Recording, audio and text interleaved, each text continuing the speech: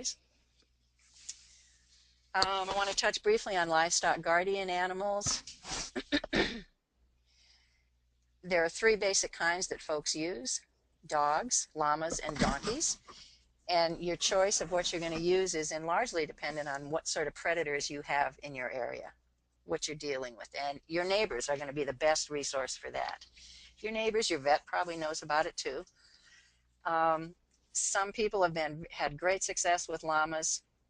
Llamas really can be quite aggressive and quite scary. I would not, and the same with donkeys, chasing dogs or a few coyotes. I would not be comfortable with either one of these guarding against wolves or a large number of coyotes. Moving to the property I live on, I knew I needed to have dogs because my property has cougar and bear and coyotes and now wolves. So the breed I chose was Great Pyrenees. As you know, I've been really happy with them. With any of these animals, someone asked a while back, how do you train a livestock guardian dog?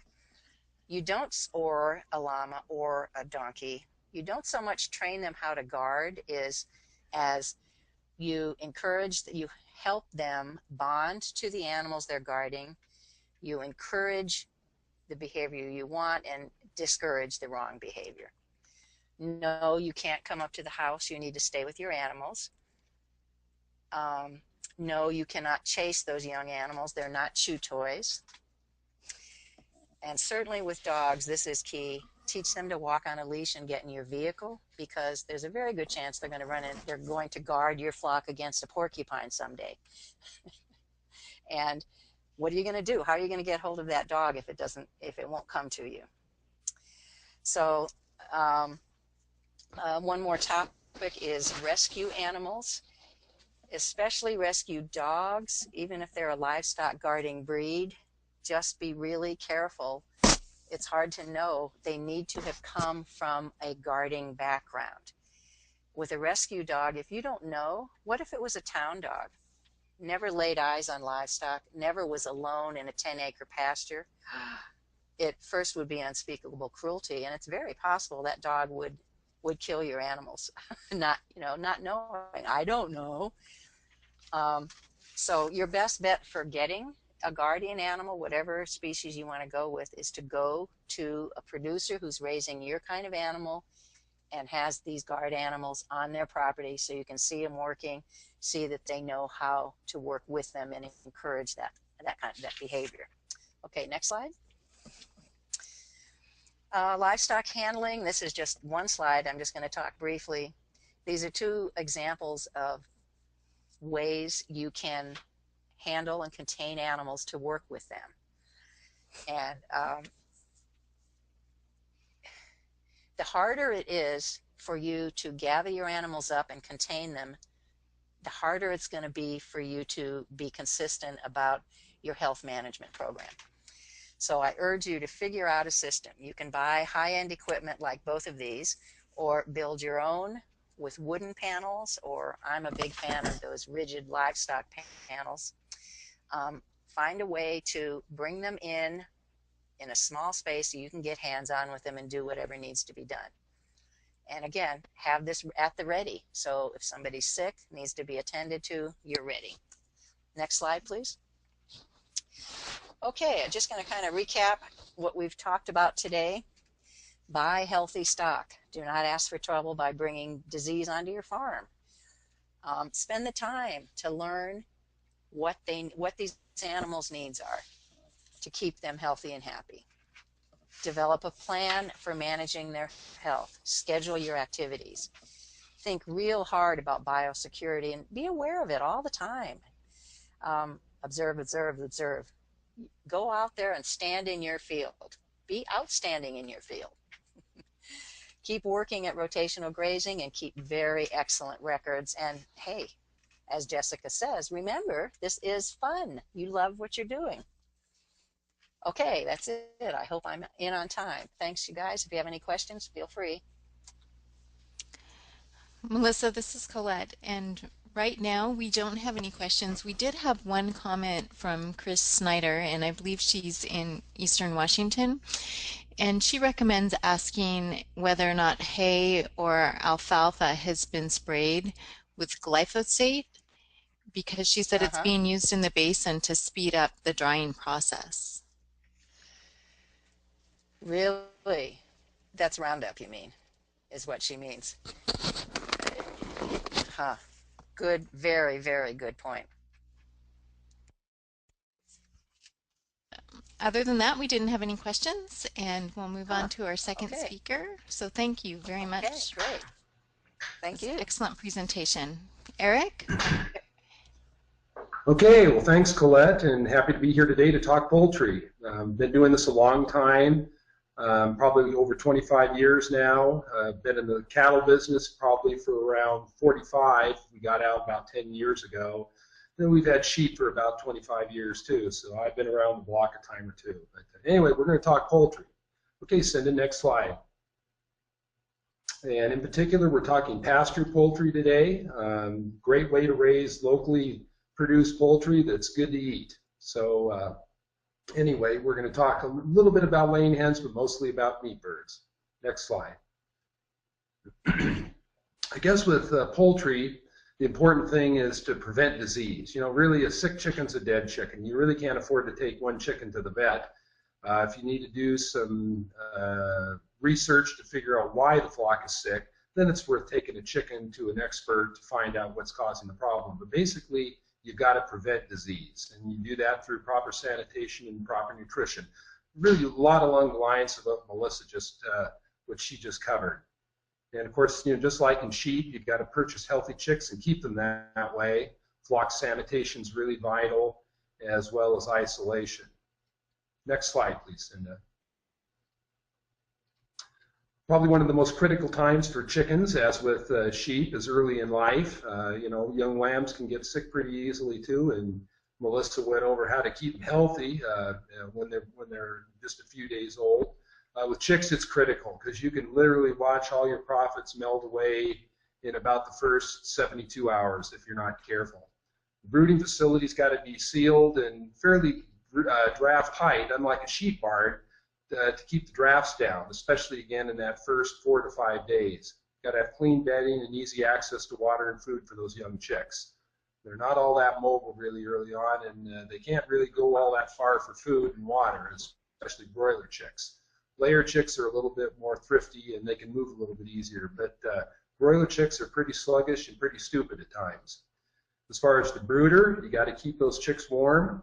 You're really shooting for about 95 degrees over the chip pack.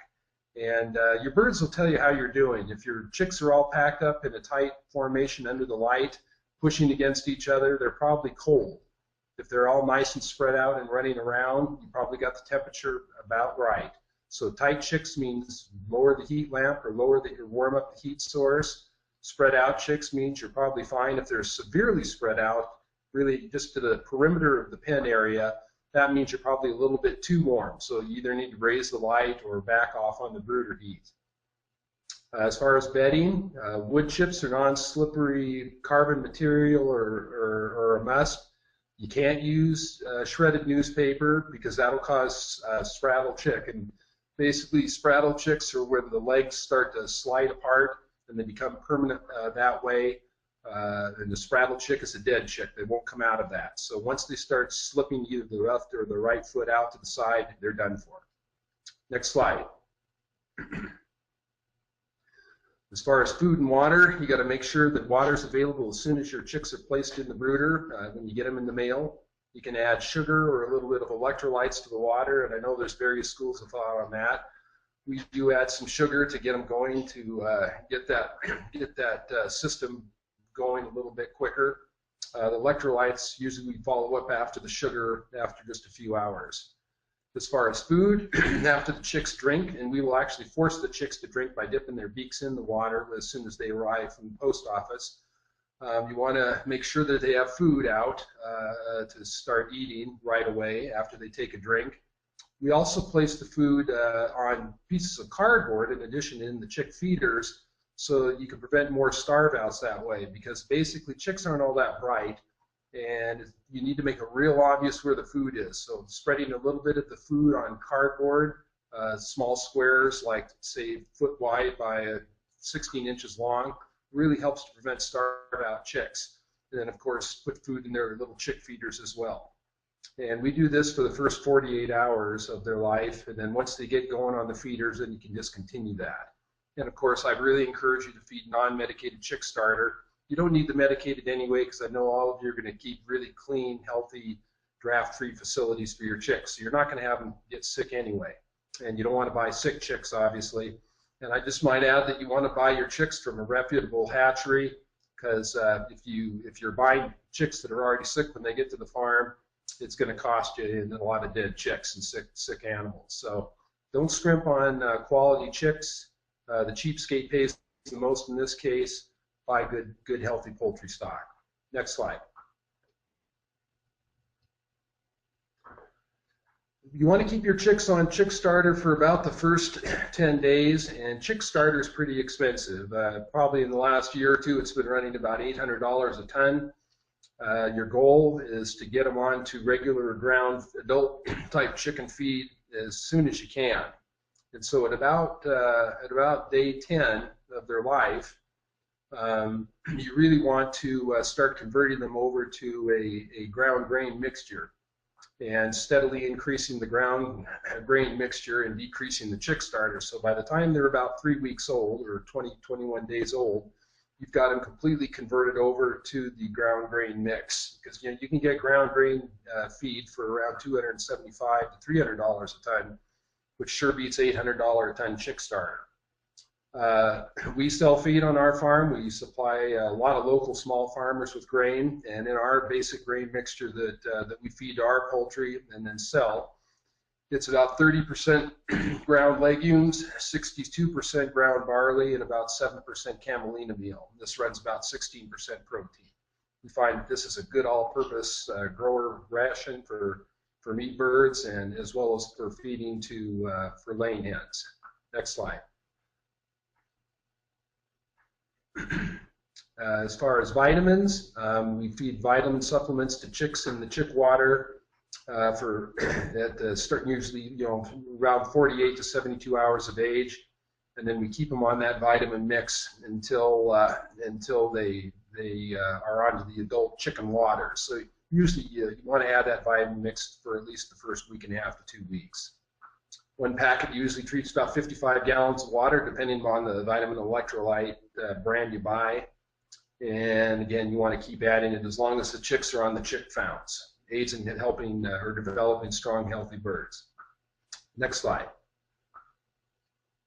Feed supplements. We're firm believers in Fertrell's NutriBalancer. It's really one of the best, if not one of the only good vitamin supplement mineral pre-packs that are available on the market, in addition to feeding ground limestone to the chickens as well.